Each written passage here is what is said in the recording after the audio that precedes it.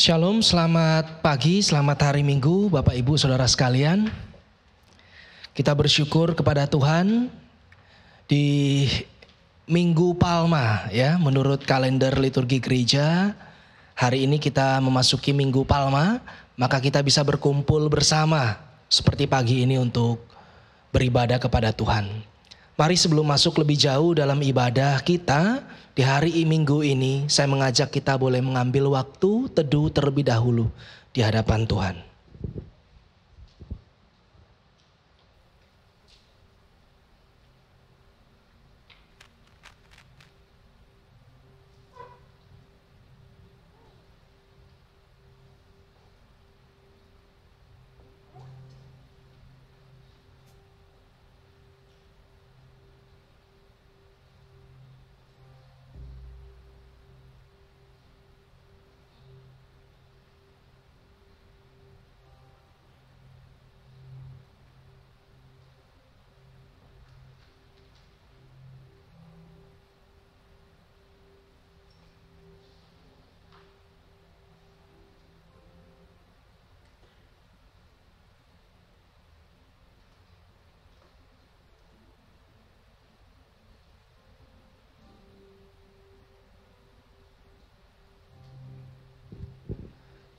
Mari saya mengundang kita boleh berdiri.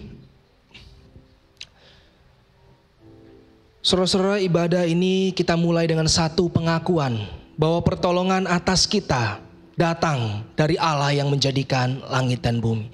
Turunlah atas kita semua anugerah dan kasih karunia dari Allah Bapa, Tuhan kita Yesus Kristus, dan persekutuan yang manis bersama Allah Roh Kudus menyertai kita sepanjang ibadah ini. Amin. Dipersilakan duduk.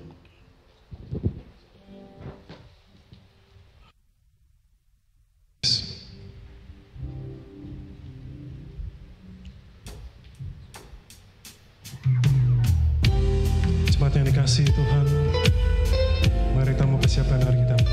Mari kita agungkan namanya, Raja segala raja, Tuhan semesta alam.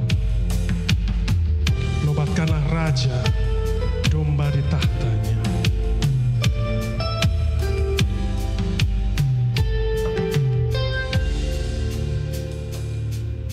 Nobatkanlah Raja,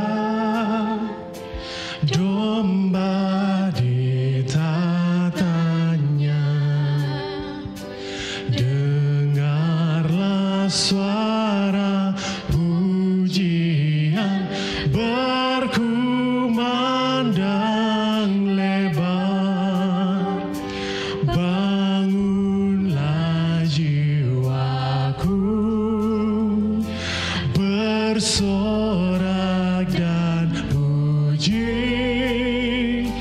Kristus yang mati gantiku selama-lamanya. Nobatkanlah Raja, Tuhan kehidupan, yang mengalahkan kuasa maut dan menyelamatkanku. Nobatkanlah Raja, Tuhan kehidupan,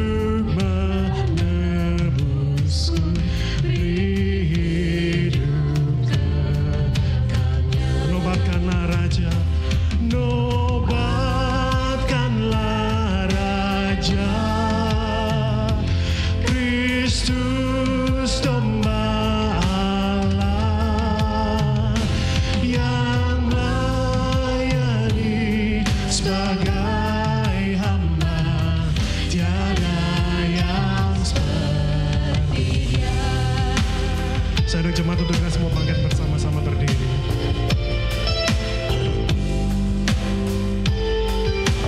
Nobatkanlah Raja, Tuhan alam semesta, namanya disebut ajaib dan maha mulia.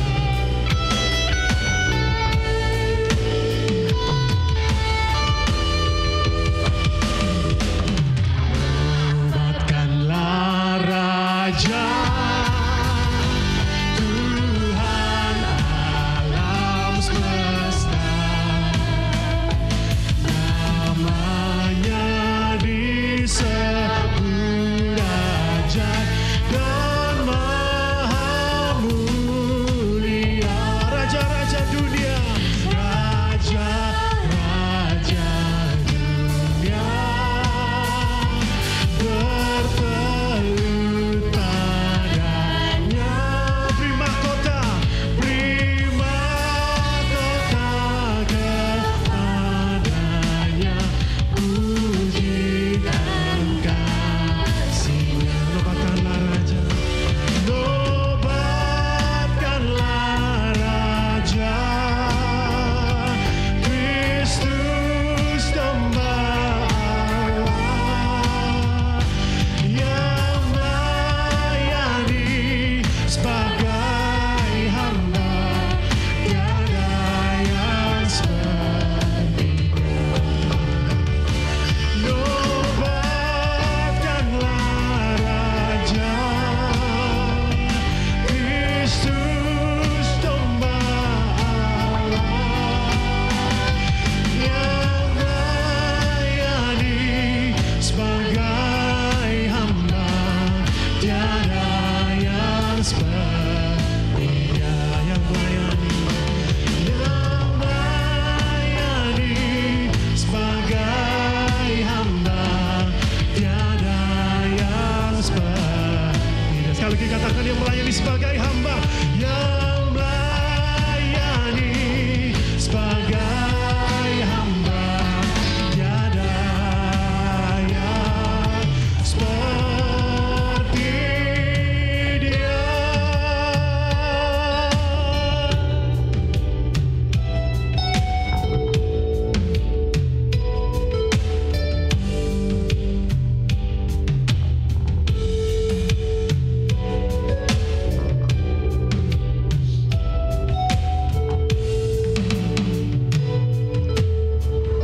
Mari kita satu dalam doa, mari kita tundukkan kepala masing-masing. Kami bersyukur kepadamu, Allah Bapa kami yang ada di surga. Bapa kami yang mulia, yang mau merendahkan diri, turun ke bumi menjadi manusia, disiksa dan mati, menebus dosa dan pelanggaran kita. Sungguh anugerah luar biasa yang tidak layak sebenarnya untuk kami terima. Kini kami mau merayakan kebaikan dan perbuatan-Mu yang ajaib. Kini kami akan memuji, memuliakan nama-Mu Tuhan. Kiranya ibadah kami hari ini kami jalani hanya tidak menjadi sebagai rutinitas biasa, tapi kami memohon agar ibadah kami menjadi momen di mana iman kami semakin diteguhkan dan kami mengalami-Mu lebih dalam lagi. Terima kasih Tuhan. Di dalam nama-Mu Kristus Tuhan kami, Kristus Sang Penebus, kami berdoa dan mengucap syukur. Amin. Dengan tetap bangkit berdiri, mari kita ikrarkan pengakuan iman rasuli yang berbunyi demikian. Aku percaya kepada Allah, Bapa yang Maha Kuasa, Khalik langit dan bumi, dan kepada Yesus Kristus anaknya yang tunggal Tuhan kita, yang dikandung dari Roh Kudus, lahir dari anak darah Maria, yang menderita sengsara di bawah pemerintahan Pontius Pilatus, disalibkan, mati dan dikuburkan, turun ke dalam kerajaan maut, pada hari yang ketiga bangkit pula dari antara orang mati, naik ke surga, duduk di sebelah kanan Allah Bapa yang Maha Kuasa, dan dari sana Ia akan datang untuk menghakimi orang yang hidup dan yang mati. Aku percaya kepada Roh Kudus, gereja yang kudus dan am, persekutuan orang kudus, pengampunan dosa, kebangkitan tubuh dan hidup yang kekal. Amin. Shalom jemaat sekalian, mari kita sama-sama bertepuk tangan. Mari kita tinggikan namanya. Sama-sama katakan, segera langkah kami tertuju. Segera langkah kami tertuju, berlari dari segala penjuru, mendekat kepada Sang Penebus, dapati sinar terang yang kudus. Oh Yesus, Kau berkuasa untuk selamanya.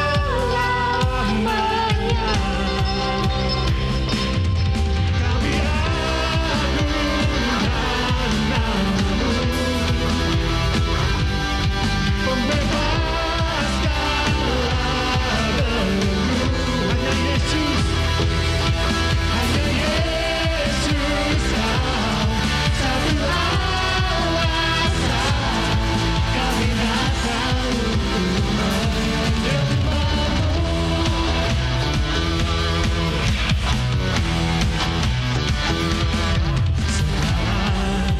Ikatan telah terbuka, dan setiap dosa telah Kau hancurkan. dan setiap dosa telah Kau hancurkan. Karena hanya Kau Sang Penebus, Sucikan dengan cahaya terang-Mu. oh Yesus, Oh Yesus, Kau berkuasa untuk selamanya.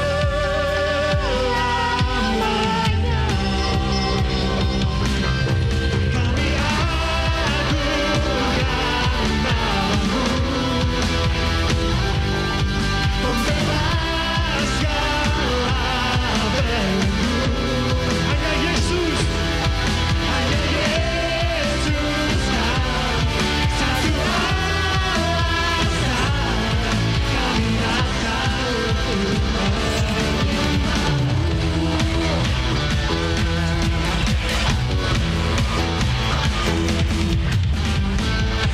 Kau Yesus Tuhan yang berkuasa, tiada yang lain, tiada yang lain. Katakan oh Yesus, oh Yesus, Kau berkuasa untuk selamanya. Sekali lagi katakan, oh Yesus, Kau berkuasa untuk selamanya.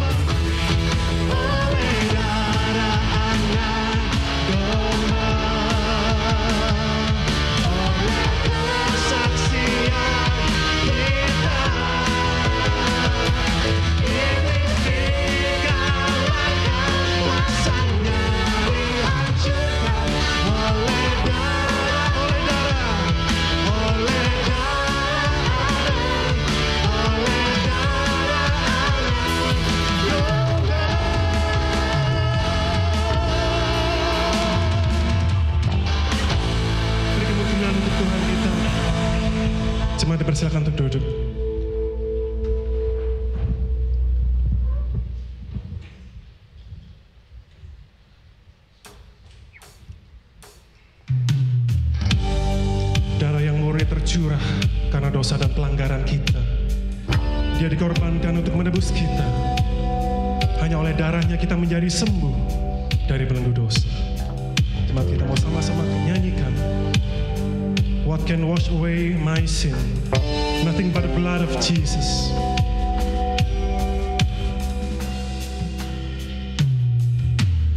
What can wash away my sin? Nothing but the blood of Jesus. What can make me whole again? Nothing but the blood of Jesus.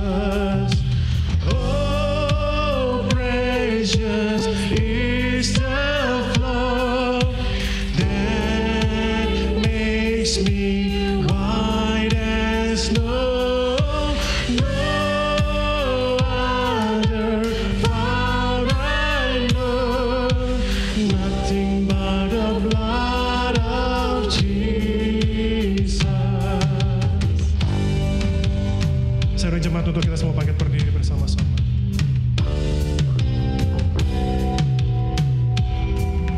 Dosa dapat dihapus.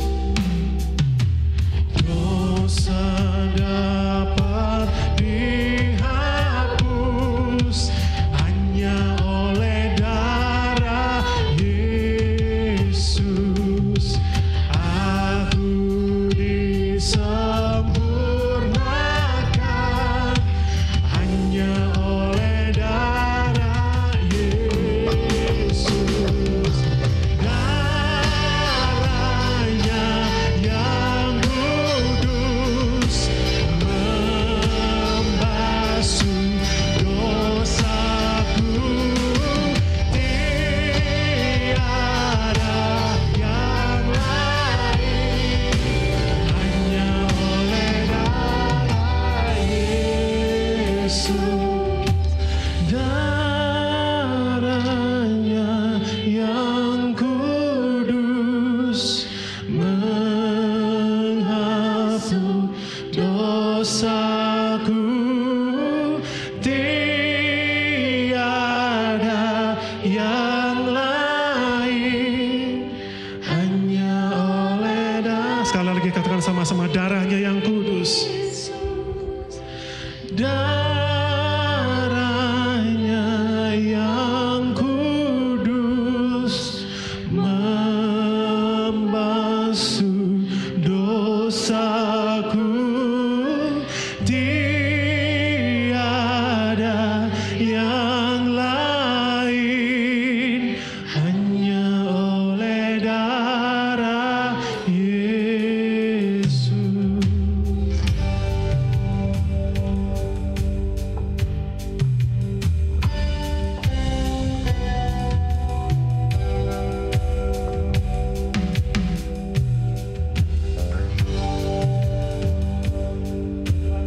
Lagu yang kami nyanyikan, apa yang bisa menghapus dosa kami?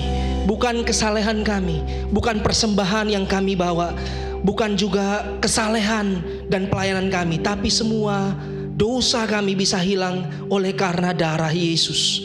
Darah Yesus yang tercurah, yang mati untuk mengampuni, mengembalikan kami kembali menjadi milik kepunyaan Allah. Dulu kami yang tersesat, tapi kini kami telah ditemukan untuk dipanggil pulang. Ya Tuhan, kami rindu di dalam ibadah ini. Kami sungguh-sungguh mengenal akan kebenaran datangnya dari Tuhan. Dan kami boleh menghidupi kebenaran itu di dalam kehidupan kami. Pakailah hamba-Mu di tengah kelemahan dan keterbatasannya menguraikan sabda Tuhan. Kiranya kuasa dari Allah Roh Kudus yang memampukan setiap daripada kami untuk mengerti dan juga melakukannya di dalam kehidupan kami. Ini doa setiap daripada kami. Terpujilah Engkau ya Tuhan. Dalam nama Tuhan kami, Yesus Kristus kami berdoa. Amin. Baik, saudara persilakan duduk.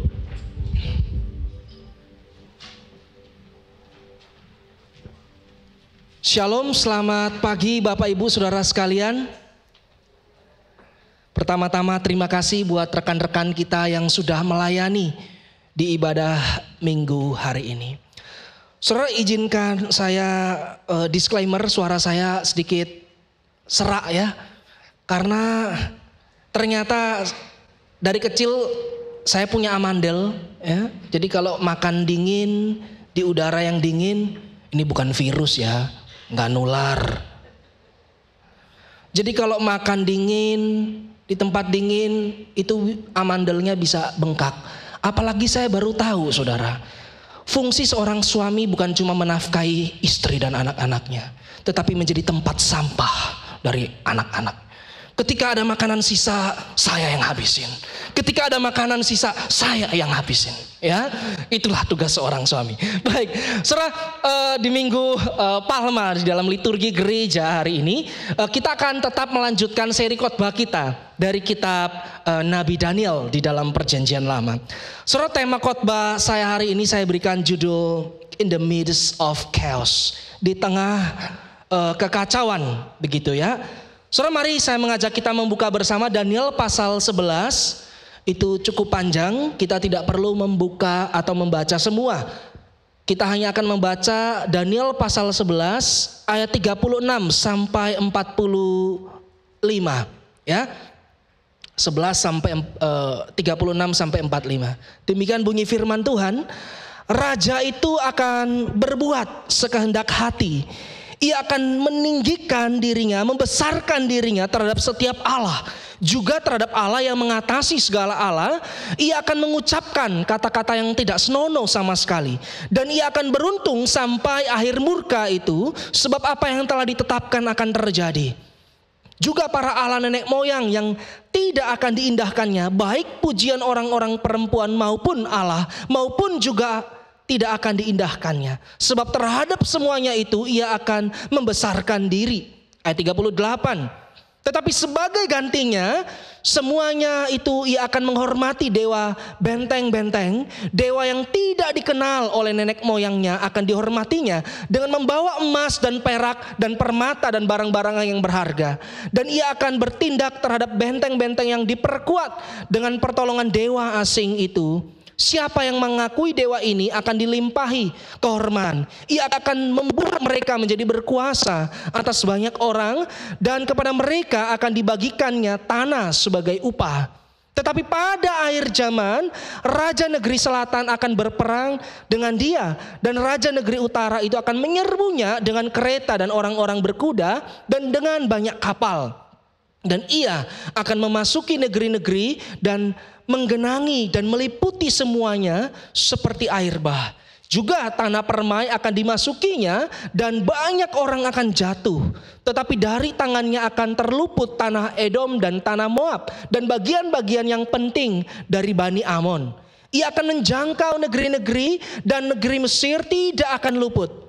Ia akan menguasai harta benda emas dan perak dan segala barang berharga dari negeri Mesir. Dan orang Libya serta orang Ethiopia akan mengikuti dia. Tetapi kabar-kabar dari sebelah timur dan dari sebelah utara akan mengejutkan hatinya. Sehingga ia akan keluar dengan kegeraman yang besar untuk memusnahkan serta membinasakan banyak orang. Ia akan mendirikan kemah besarnya di antara laut dan gunung permai yang kudus itu. Tetapi kemudian ia akan menemui ajalnya dan tidak ada seorang pun yang menolongnya.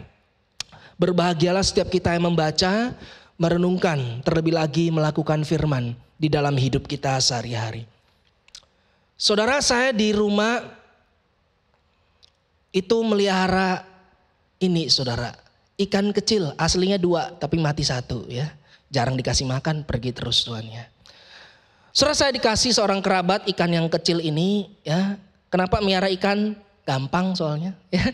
Kalau anjing kan dikasih makan, mahal juga ya. Saudara, saya melihara ikan ini dan anak saya suka setiap harinya kasih makan gitu ya. Sampai satu hari tiba-tiba anak saya yang pertama udah bisa ngomong, dia datang ke saya lalu bilang, "Pak, kasihan ikannya ya di dalam pot kecil itu. Kenapa nggak kita keluarin aja ikannya dari wadah air yang kecil itu? Kasihan Pak, dia terkurung di situ. Kasihan, keluarin ya." Saudara, anak saya kasihan melihat ikan kecil itu yang berada terkungkung dia di dalam wadah yang kecil. Tapi saya kemudian mengatakan kepada dia, "Nak, ini kalau dikeluarin ikannya mati." "Tapi kasihan Pak, rumahnya kecil." "Iya, rumahnya kecil." Ya, saudara, satu hal yang saya amati secara natur, manusia itu selalu mendambakan atau menginginkan pembebasan. Ya, sejak kecil bahkan. Dia ingin sesuatu yang lebih luas, yang lebih free, freedom, ya, pembebasan. Dan sejarah dunia kita pun juga dihiasi dengan masalah yang sama ya. Ada masalah perbudakan, masalah penjajahan di zaman kolonial. Oleh karena itu banyak orang mencari solusi yaitu pembebasan, kemerdekaan. Contohnya ya sejarah bangsa kita sendiri ya.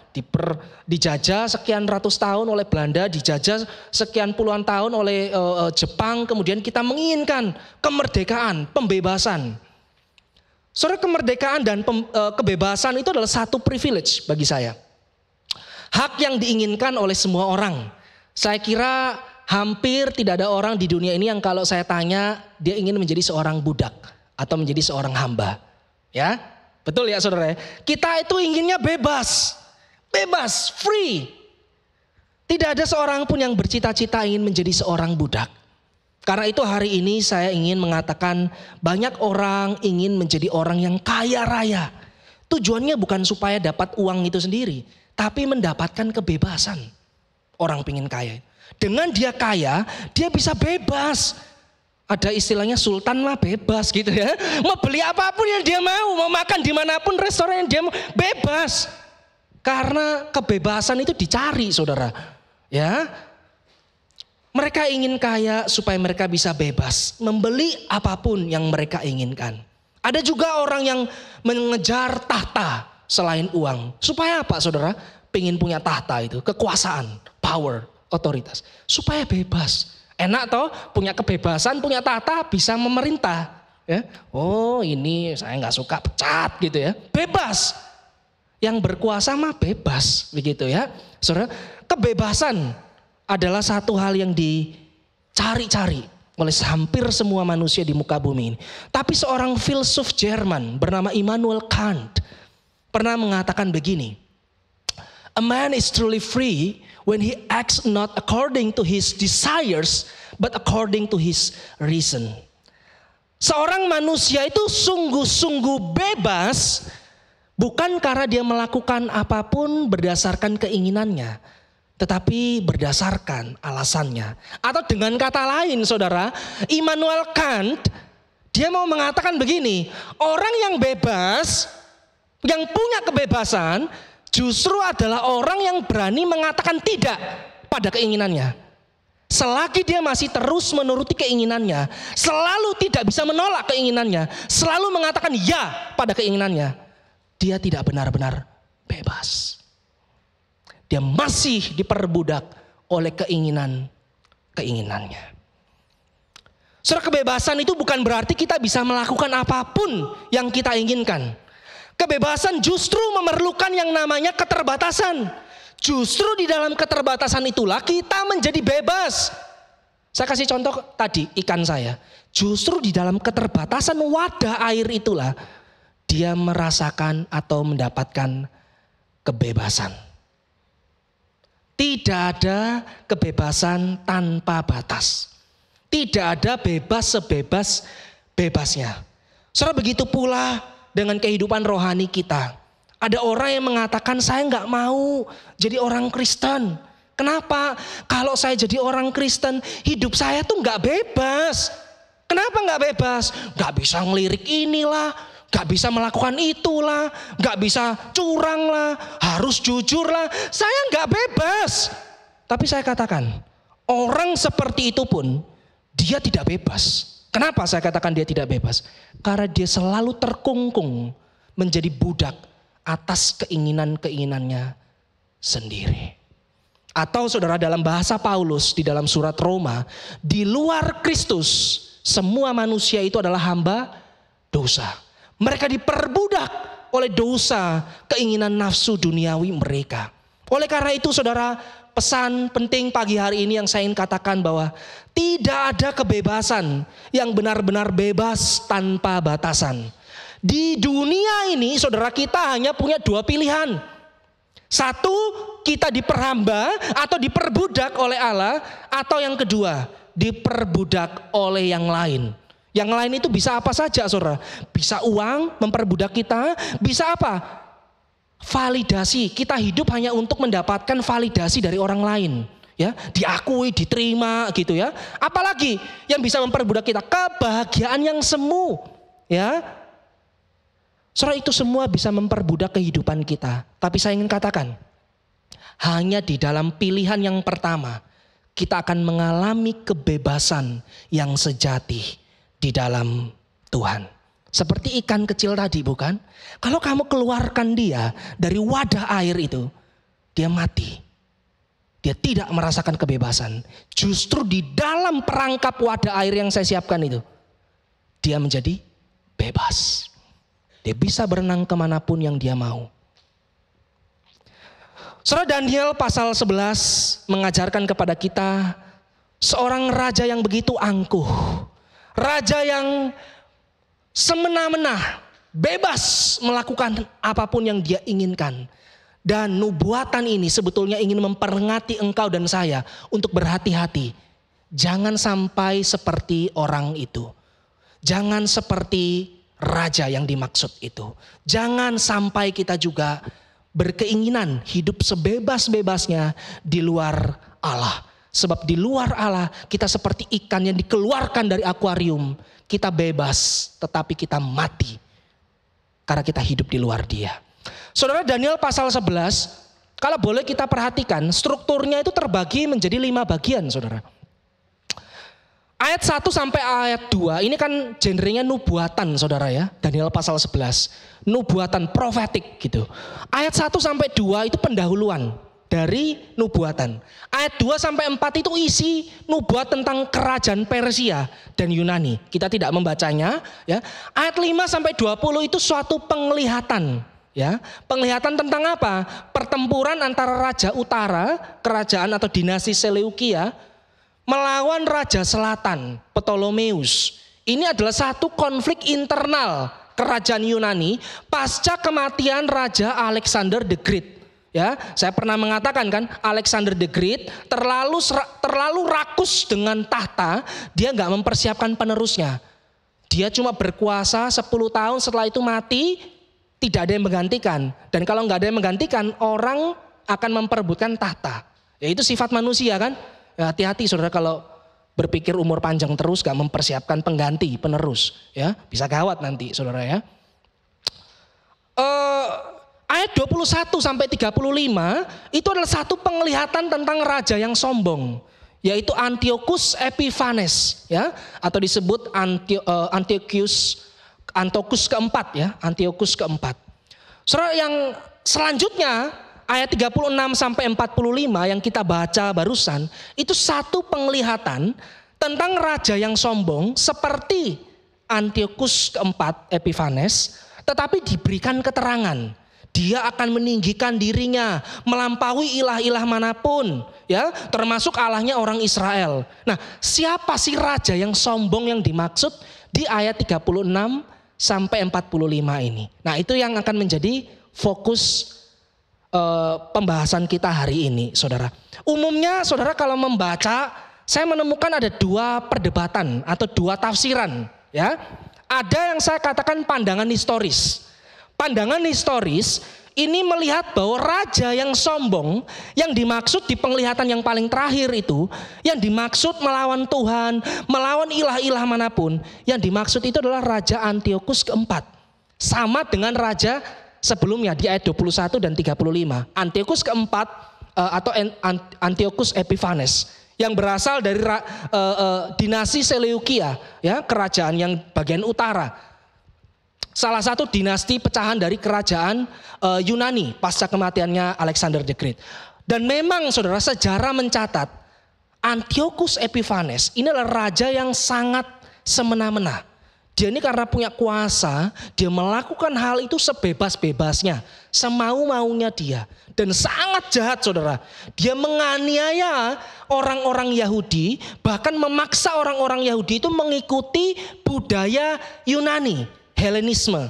Ya, itulah mengapa saudara teks perjanjian baru kita bahasa aslinya ditulis dalam bahasa Yunani. Karena kebanyakan orang Yahudi waktu itu bilingual, ya.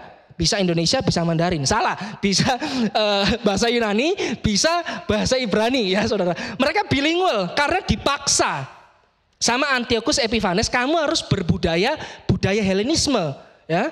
Orang Yahudi, jadi budaya Ibrani Yahudi itu berusaha dihapuskan. Seperti itu. Saudara, ini raja yang sangat semena-mena. Sejarah juga mencatat bahkan Antiochus Epiphanes seperti pernah dikotbahkan oleh pendeta Sucipto pernah menajiskan bait suci orang Yahudi ya di Yerusalem. Dia membawa penyembahan berhala itu sekitar tahun 167 sebelum Masehi. Artinya berarti sebelum Yesus itu lahir ya. Inilah yang kemudian menyebabkan pemberontakan oleh seorang Yahudi bernama Makabe ya. Dia memberontak, membawa satu gerakan politik melawan kerajaan Antiochus Epiphanes pada waktu itu. Saudara, kembali lagi ke nubuatan Daniel di ayat 36 sampai 45. Jelas ya saudara, kalau berdasarkan pandangan historis, artinya raja yang dimaksud ini adalah Antiochus Epiphanes. Karena ciri-cirinya sama, raja yang sombong, raja yang semena-mena, raja yang jahat, bengis. Tapi saudara, ada juga pandangan yang kedua. Yang saya sebut ini pandangan yang lebih eskatologis atau pandangan teologis ya saudara. Yang mengatakan bahwa nubuatan ini bukan cuma bicara tentang tokoh historis Raja Antiochus Epiphanes. Tapi ini meliputi juga tokoh-tokoh di zaman akhir nanti yang merujuk kepada figur antikristus. Ya. Saudara, bagaimana pandangan saya di tengah perdebatan yang ada? Saya melihat dua approach ini, historis maupun eskatologis, tidak perlu kita pertentangkan. Ya, saya melihat bahwa sebetulnya nubuatan itu bermaksud secara historis adalah Antiochus Epiphanes, tetapi tidak sebatas itu. Nubuatan, genrenya nubuatan itu selalu meliputi masa depan. Ya, selalu melihatnya ke depan, bukan cuma sesuatu yang terjadi saat itu saja. Saudara, karena inilah keunikan dari kitab nubuat. Ya, salah satu keunikan dari kita menafsir kitab nubuatan itu adalah sifatnya sekali mendayung. 2-3 pulau itu terlampaui. Nubuatan itu selalu menggunakan situasi waktu itu yang terbatas dengan zaman dan waktu-waktu itu untuk menggambarkan sesuatu yang akan terjadi di masa depan. Itu genre dari nubuatan biasanya seperti itu, saudara. Nah, nubuatan itu melibatkan situasi masa kini untuk mengungkapkan apa yang akan terjadi di masa depan. Jadi nubuatan tentang raja yang sombong di ayat 36 ini secara historis adalah Raja Antiochus Epiphanes. Ya, dari dinasti Seleukia. Tetapi tidak hanya sebatas dia. Karena nubuatan ini juga menjadi satu peringatan akan ada munculnya tokoh-tokoh di kemudian hari yang seperti Antiochus Epiphanes. Kenapa seperti itu, saudara? Kalau saudara perhatikan di ayat 36, Daniel itu menggunakan kalimat-kalimat atau bahasa nubuatan. Di ayat 36 dikatakan, dan ia akan beruntung sampai akhir murka itu. Sebab apa yang telah ditetapkan akan terjadi. Saudara, artinya apa? Sampai akhir murka itu. Menggambarkan masa depan. Ya, bukan hal yang sedang atau sudah terjadi. Lalu di ayat 40 kalau saudara baca, tetapi pada akhir zaman raja negeri selatan akan berperang dengan dia. Ungkapan akhir zaman ini menandakan bahwa raja yang sombong di dalam nubuatan Daniel pasal 11 ini tidak hanya merujuk pada Raja Antiochus Epiphanes, tetapi juga penguasa yang sombong, yang seperti, yang kelakuannya, yang ciri-cirinya itu seperti Raja Antiochus Epiphanes waktu itu. Saudara, siapakah tokoh-tokoh yang muncul setelah kematian dari Antiochus Epiphanes? Saudara, saya setuju dengan sebagian penafsir yang melihat nubuatan ini merujuk kepada figur-figur antikristus di kemudian hari. Jadi nubuat Daniel pasal 11, 36 sampai 45. Ini bicara tentang figur antikristus. Saudara, bicara tentang siapa itu antikristus, itu sesuatu yang sangat sulit dijelaskan. Ya, menjadi topik yang diperdebatkan sepanjang zaman. Tapi kalau boleh saya katakan secara sederhana, Alkitab itu menjelaskan bahwa yang namanya antichrist adalah orang yang menolak atau menentang Kristus dan ajarannya. Saudara bisa lihat itu di 1 Yohanes pasal 2 ayat 18. Tapi juga kalau saudara lihat di 1 Yohanes pasal 4 ayat 3 dan 2 Yohanes pasal 1 ayat 7 juga menggambarkan bahwa antikristus ini bukan cuma satu pribadi atau satu individu saja, tetapi bisa juga kelompok atau gerakan spirit.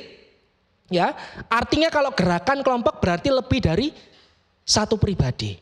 Ya, yang menyangkali inkarnasi Yesus, firman itu menjadi manusia adalah roh antikristus. Ya, perhatikan, Rasul Yohanes menggunakan istilah adalah roh antikristus, adalah spirit dari antichrist. Saudara, karena itu tidak heran sepanjang sejarah gereja itu mengenali tokoh-tokoh yang disebut sebagai antikristus. Ya, kalau boleh saya sederhanakan, gereja itu mau mengatakan begini sepanjang zaman. Setiap zaman ada figur antikristusnya. Dan setiap antikristus punya masanya. Waktu itu mereka berhadapan dengan Antiochus Epiphanes. Tapi coba kita maju lebih tahun-tahun ke depan. Tahun 50 sampai tahun 68 Masehi. Berarti ini Yesus sudah ada, sudah disalibkan, sudah mati, sudah naik kembali ke surga. Ya. Tahun 50-an hingga tahun 68 Masehi. Gereja itu juga ternyata mengidentifikasi seorang kaisar dari kerajaan Romawi yang bernama Kaisar Nero itu sebagai tokoh antikristus. Ya. Kaisar Nero ini adalah kaisar yang sangat jahat, sangat kejam. Dia tidak segan-segan untuk memenggal kepala orang Yahudi. Dia tidak segan-segan untuk membunuh, membinasakan orang-orang Kristen, gereja pada waktu itu. Saudara, ini seorang kaisar yang sangat kejam. Tidak heran gereja mula-mula, para murid dari ke-12 rasul, ya, Ireneus dan lain-lain itu mengidentifikasi Kaisar Nero ini sebagai tokoh antikristus. Karena kelakuannya yang sangat biadab, saudara. Nah, selain Nero di kerajaan Roma, kita maju lebih ke tahun-tahun yang ke depan. Saudara, kalau kita melihat ke abad ke-16, sejarah gereja juga mencatat, khususnya di era reformasi Protestan, waktu itu Martin Luther dan John Calvin juga berkonfrontasi dengan gereja Roma Katolik, ya, yang juga mereka menyebut, khususnya Luther dengan terang-terangan dia mengatakan Paus Leo ke-10 itu sebagai tokoh antikristus. Ya, saudara tolong jangan di video terus laporin ke teman-teman yang Katolik. Saya maksudkan gereja Katolik abad 16, bukan hari ini. Ya, saudara, Paus Leo ke-10 ini pernah menerbitkan semacam surat hutang untuk menghimpun dana. Ya, dia menjual satu surat yang disebut surat indulgensia, saudara. Surat penghapusan penghukuman dosa manusia. Yang kalau manusia itu di masa transisi antara surga dan neraka, di dalam doktrin Katolik Roma itu ada namanya zona purgatori. Nah, manusia yang nyemplung di situ, mereka itu bisa bebas masuk ke surga kalau membeli surat indulgensia yang diterbitkan oleh gereja pada waktu itu. Surat tujuannya apa? Tujuannya adalah untuk mendanai pembangunan gereja Katolik Basilika Santo Petrus yang hari ini terletak di kota Vatikan. Saudara, inilah yang menyebabkan Martin Luther itu protes. Dia marah besar-besaran. Dia mengatakan ini tidak kembali pada Injil. Oleh karena itu Luther dengan terang-terangan mengatakan Pope ini adalah anti-Christ. Paus Leo yang ke-10. Kita lebih maju lagi ya. Ini abad ke-16. Di abad ke-19, tahun 1939 sampai 1945, selama masa periode Perang Dunia Kedua, gereja-gereja di Jerman, khususnya gereja-gereja Lutheran, seorang tokoh yang terkenal dari partai Nazi bernama Hitler, ini juga disebut sebagai antikristus. Oleh siapa? Khususnya oleh Dietrich Bonhoeffer. Siapa dia? Dietrich Bonhoeffer itu adalah seorang pendeta dan teolog gereja Lutheran dari Jerman. Dia adalah satu-satunya pemimpin gereja waktu itu yang dengan lantang dan vokal menolak keberadaan Nazi, menentang kebijakan-kebijakan politik dari partai Nazi yang dipimpin oleh Adolf Hitler waktu itu. Bahkan dengan terang-terangan Dietrich Bonhoeffer mengatakan Hitler adalah anti-Kristus. Saudara, kenapa? Karena Hitler ini dikenal sangat kejam, tidak jauh berbeda dari Antiochus Epiphanes, ya, di kerajaan Seleukia. Tidak jauh berbeda juga dari Kaisar Nero, ya, yang sangat kejam. Bahkan, saudara, karena Dietrich Bonhoeffer itu menjadi oposisi waktu itu dengan Nazi, partai di Jerman yang berkuasa, Dietrich Bonhoeffer itu sampai ditangkap oleh tentara Nazi, dihukum mati dengan cara digantung, ya. Jadi gereja waktu itu, khususnya di Jerman, selama Perang Dunia Kedua sangat berisik mengomentari, menolak partai Nazi. Hari ini kalau ada ketidakadilan, ada hal yang tidak beres, kok rasanya gerejanya bisu ya. Saya rindu tokoh-tokoh seperti Dietrich Bonhoeffer itu muncul lagi hari-hari ini. Ya, saudara, pada akhirnya ya, kalau kita bisa melihat nubuat dari kitab Nabi Daniel di pasal 11 ini memberikan satu peringatan kepada kita gereja hari ini, supaya apa?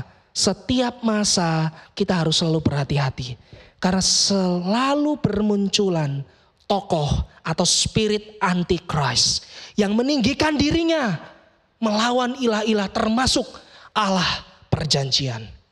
Setiap antikristus selalu punya masanya sendiri. Waktu itu secara historis memang merujuk kepada Raja Antiochus Epiphanes. Tetapi dari waktu ke waktu saya mengatakan gereja juga selalu mengidentifikasi tokoh-tokoh yang mereka sebut sebagai antikristus.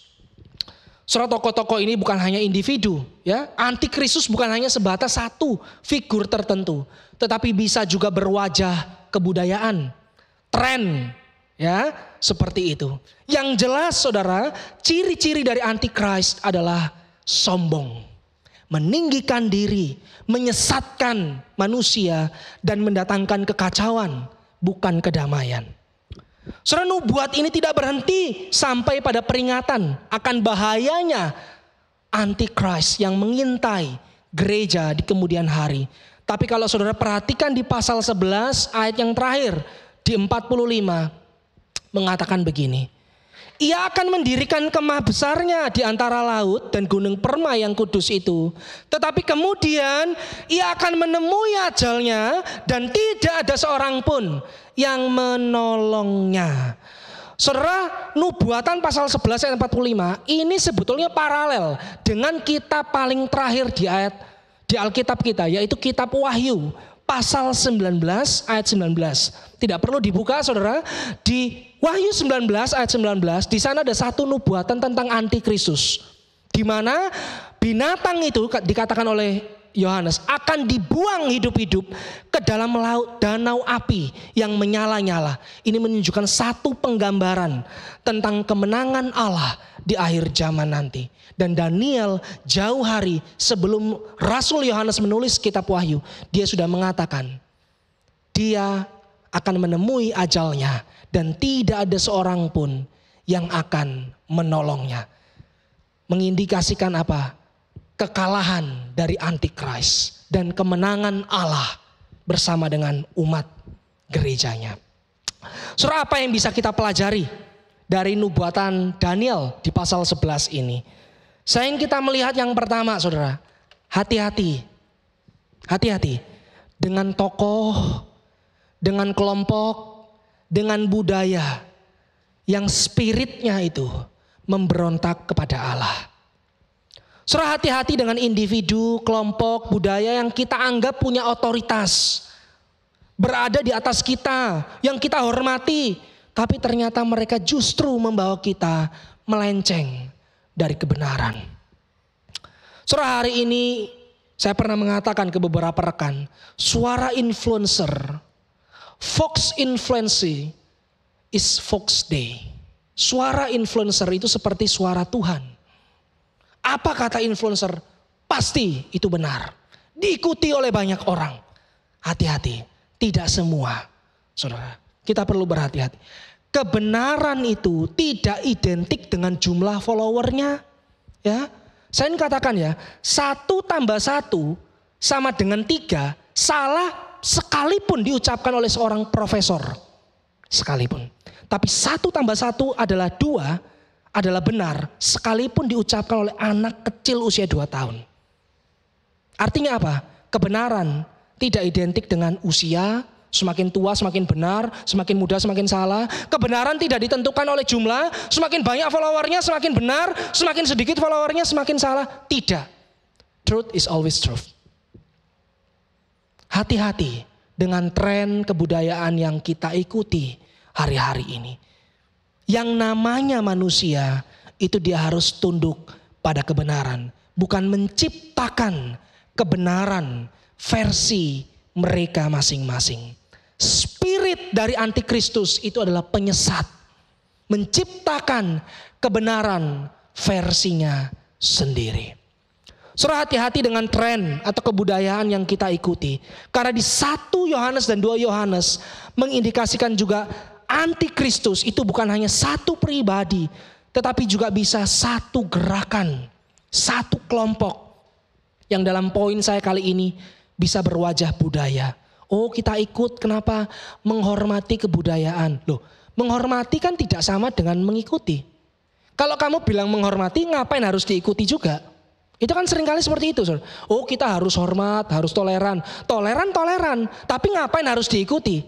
Itu kan jadi pertanyaannya kan saudara. Makanya saya katakan ada definisi toleransi yang keliru hari-hari ini. Toleransi hari ini bukan mengakui perbedaan. Tapi harus mengikuti orang lain yang berbeda dengan kita. Nah itu kan ngawur saudara ya. Toleransi itu justru mengasumsikan ada perbedaan. Makanya ada toleransi. Tapi kalau semuanya sama, semuanya diikuti, tidak ada filter seperti itu bukan toleransi. It's not tolerance. Saudara, hati-hati ya dengan kehidupan seperti itu. Jangan sampai kita orang Kristen itu seperti vacuum cleaner.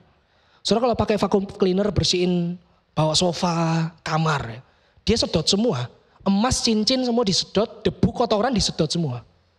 Jelek bagus disedot semua. Anda harus menjadi seorang Kristen yang punya filter. Bisa membedakan mana yang berkenan dan mana yang tidak. Kalau Anda tidak punya filter lagi, Anda jadi seperti vacuum cleaner.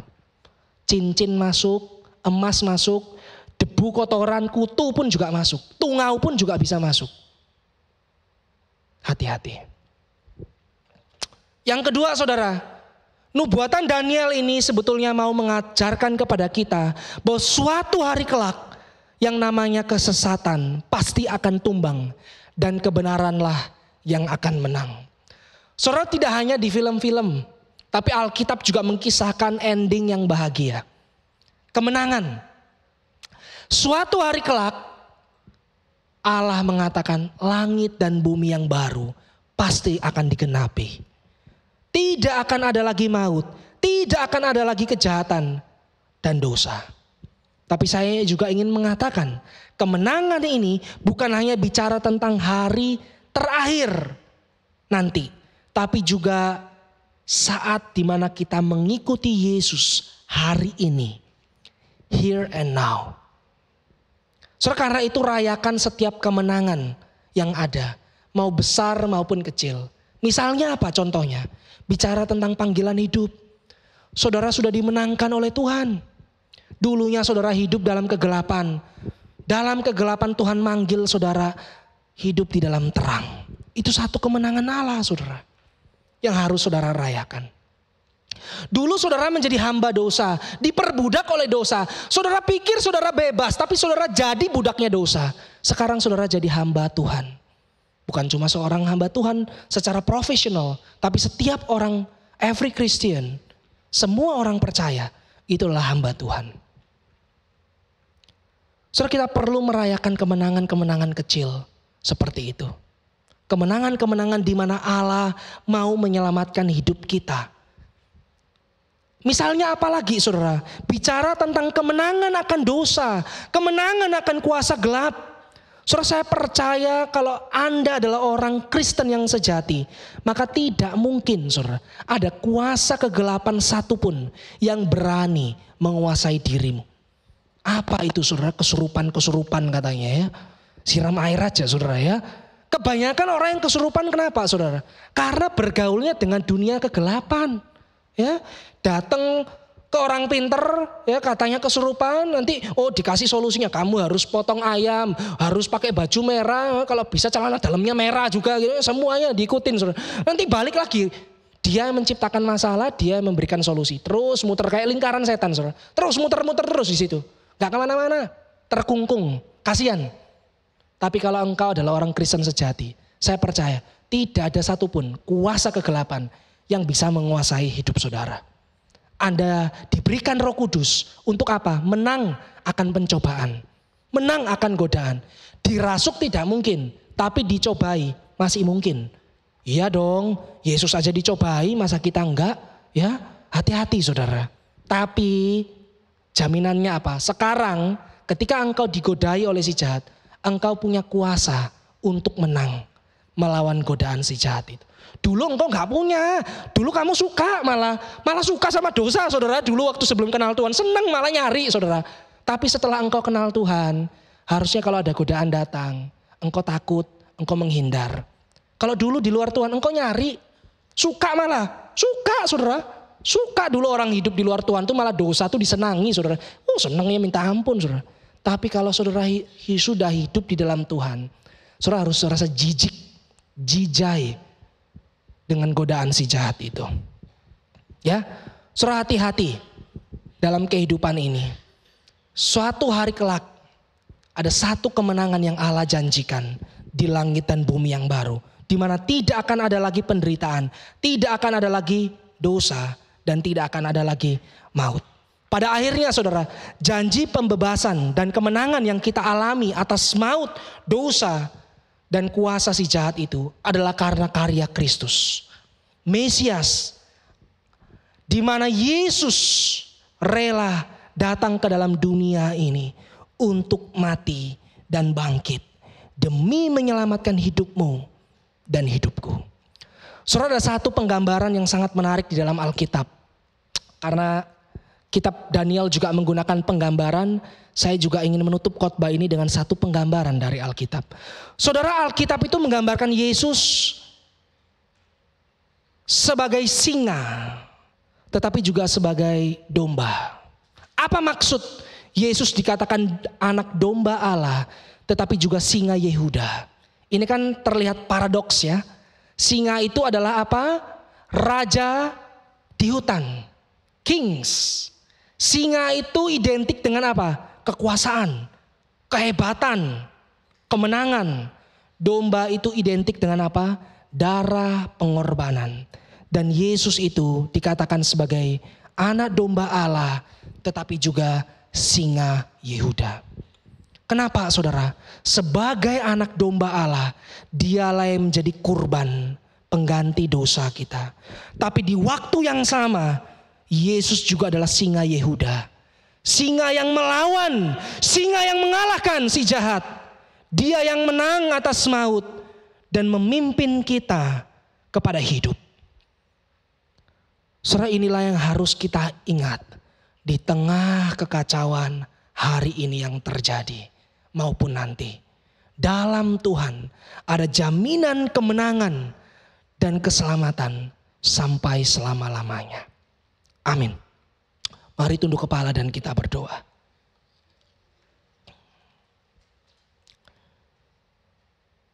Bapa di dalam surga, firman-Mu telah selesai kami baca dan kami renungkan. Kami tahu Tuhan, suara manusia terbatas, tetapi kuasa dari Allah Roh Kudus akan terus mengingatkan kami untuk berhati-hati, waspada dengan spirit-spirit zaman yang menentang Engkau. Ajarkanlah kami terus Tuhan untuk mengimani janji kemenangan Tuhan. Bahwa suatu hari kelak Tuhan pasti akan menghadirkan langit dan bumi yang baru. Sehingga penderitaan kami hari ini tidak ada apa-apanya jika dibandingkan dengan kemenangan yang Tuhan sediakan di akhir zaman nanti. Tolong setiap kami Tuhan untuk melihat kehidupan ini dari jauh, dari puzzle yang lebih besar, bukan puzzle yang kecil. Tuhan, kami rindu Tuhan, inilah yang boleh menjadi kekuatan kami, inilah yang menjadi pengharapan kami di tengah dunia yang kacau, yang chaos hari-hari ini. Kami rindu Tuhan, firman-Mu menguatkan kami, sekaligus menegur kami ketika kami melenceng dari kebenaran firman-Mu. Panggil kami kembali Tuhan untuk hidup di dalam Engkau, untuk hidup kudus, untuk kembali berelasi dengan Engkau ya Tuhan. Ini doa kami Tuhan. Dan juga kami membawa doa syafaat kami ke hadapan Tuhan. Tuhan, kami berdoa untuk situasi geopolitik dunia hari ini, khususnya perang dagang yang terjadi antara Amerika dan China. Semoga saudara Tuhan ini dijauhkan dari saudara-saudara kami yang hari ini mendapatkan perlakuan sentimen rasisme, sentimen suku, budaya di luar negeri sana. Kami rindu Tuhan negara kami boleh kembali harmonis. Dijauhkan dari berbagai bahaya, sentimen, ras, suku, bangsa yang ada. Kami berdoa juga Tuhan untuk setiap kesehatan kami di tengah kehidupan kami, bekerja, sekolah, studi. Kiranya kami dijauhkan dari mara bahaya, dijauhkan dari sakit penyakit. Dan Tuhan juga menjamah, mungkin ada di antara kami yang mengalami lemah tubuh. Saudara-saudara kami yang mungkin saat ini sedang sakit di rumah sakit.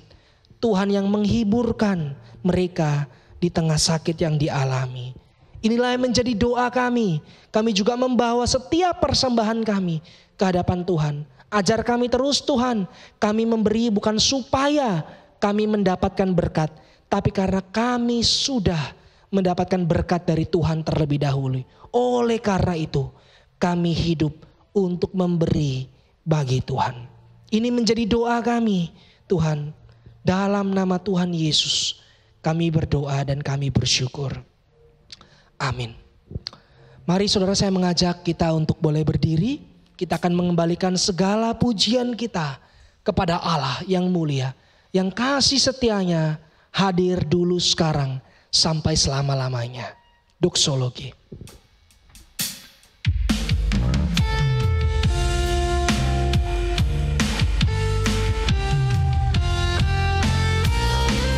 Puji Allah Bapa Putra, puji Allah Roh Kudus, ketiganya yang besar. Pohon selamat sumber berkat. Amin.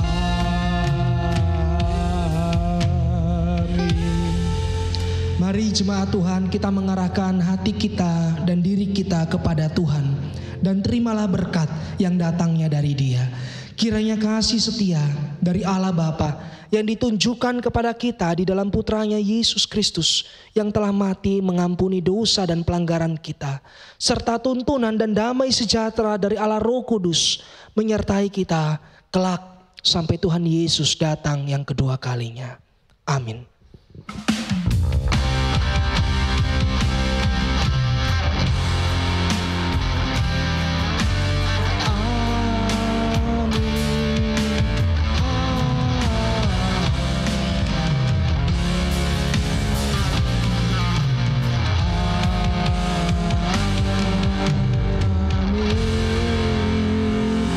Silakan duduk. Selamat hari Minggu, silakan mengambil waktu teduh.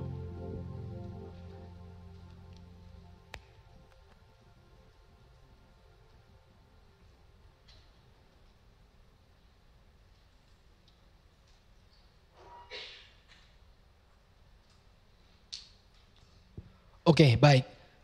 Shalom jemaat yang dikasihi oleh Tuhan, sebelum kita meninggalkan ruangan ini, izinkan saya menyampaikan ada 4 pengumuman ya. Yang pertama, rekan-rekan, saya ingin mengingatkan bahwa gereja kita akan mengadakan ibadah Jumat Agung ya. Hari Jumat 18 April jam 4 sore bertempat di ruangan ini. Dan jangan lupa dari hari Senin sampai hari Jumat nanti saya mengundang Bapak Ibu Saudara bisa melakukan puasa untuk membangun relasi yang intim bersama dengan Tuhan di rumah saudara masing-masing. Saudara bebas bisa berpuasa 10 sampai 12 jam ya, saudara bisa tentukan waktunya kapan. Ya, gereja tidak mengatur secara detail, tapi kami mendorong Bapak Ibu Saudara untuk bisa melakukan puasa. Itu untuk ibadah Jumat Agung. Lalu untuk Paskah, Minggu Paskah nanti hari Minggu 20 April jam 10 pagi bertempat di ruangan ini seperti biasa. Lalu juga pengumuman yang ketiga, segera daftarkan diri Anda di Bright Talk. Saya ada revisi tanggalnya. Itu adalah Rabu 23 April. Betul ya, 23 April jam 6:30 malam. Berlokasi di Warung Susana, Jalan Dinoyo. Silakan registrasi terlebih dahulu karena akan disediakan konsumsi. Ya. Lalu yang terakhir Bapak Ibu Saudara, kami dari gereja mengadakan kegiatan kebersamaan BCS Fun Day yang akan direncanakan Jumat 6 Juni 2025 di Rustic Market Forestry yang bertempat di Gunung Sari. Ya, ada 2, hati-hati jangan sampai keliru. Kalau nggak salah ada yang satu di Grahanatura, yang satu di Gunung Sari. Ini yang di Gunung Sari. Acaranya itu dari jam 9.30 sampai jam 1 siang. Ya, untuk biaya registrasi silakan Bapak Ibu lihat di poster keterangannya. Yang pasti untuk harga early bird ini sudah disubsidi oleh gereja. Jadi segera daftarkan diri Anda melalui kontak person yang disediakan di poster. Kalau kesulitan atau males nyimpan kontak personnya, nggak apa-apa. Chatting WA BCS nanti akan diarahkan ke Cevani. Ya, segera daftarkan diri Anda. Mumpung ini masih periode early bird sampai tanggal 4 Mei. Ya, sampai tanggal 4 Mei itu masa anugerahnya berakhir gitu ya, masa diskonnya berakhir. Kegiatannya ngapain saja? Kalau boleh saya katakan disingkat menjadi 3 kegiatan ini. Sharing, games, dan lunch. Ya, sharing, games, dan lunch, makan siang bersama.